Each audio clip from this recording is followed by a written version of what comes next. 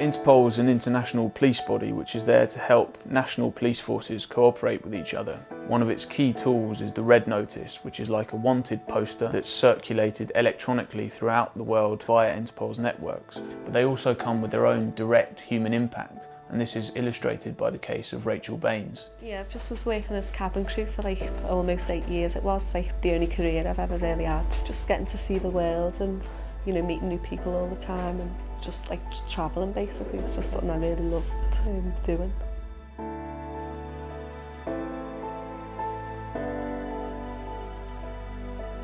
I took out a loan, I bought a car, but then I had to return to the UK, so I wasn't able to meet the repayments. Rachel returned to the UK and took another job with a different airline. This time she was working transatlantic flights, and this required her to have a US visa. One day she was told that her US visa had been revoked because she was the subject of an Interpol Red Notice, and that therefore she had to be suspended from work. Department of Homeland Security contacted my employer just to say, like, you've got an employee that's on a red notice. I was told by my manager that it was like my name had been put on Interpol due to an unfunded cheque. It transpired that the source of this red notice was an offence based on Rachel's failure to keep up repayments on her loan, which in that region is a criminal offence. Yeah, I didn't know what an Interpol Red Notice was. There was like lots of stuff in the press about like Julian Assange at the same time, so I was, God, it's like, how can I be on one of them? I just couldn't believe it. It was like they had like lots of information, but I didn't have any. Like, I didn't know what was going to happen. That's why it's been like so awful. I didn't even know where to start.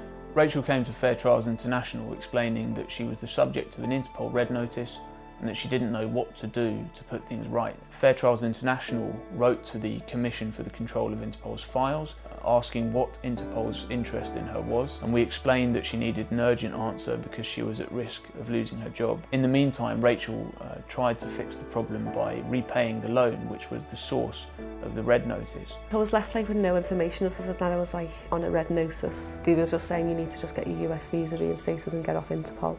So I thought like my job would still be there.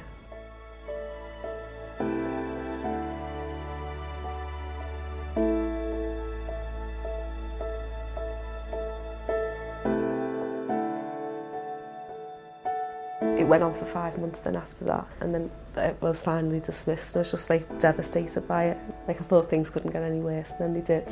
Now eventually the Commission responded explaining that the Red Notice had been deleted, but by this time Rachel had lost her job because she hadn't been able to get rid of the Red Notice. It's been upsetting for everyone. It's just like loads of unnecessary stress, isn't it, on my parents, like worrying all the time. I think like even I kept thinking all the time the police are just going to come and knock and then like, you know, take me.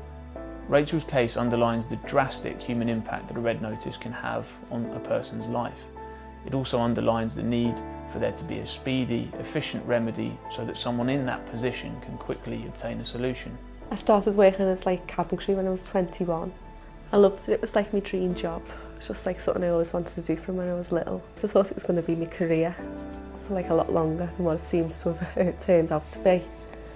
But I really miss it.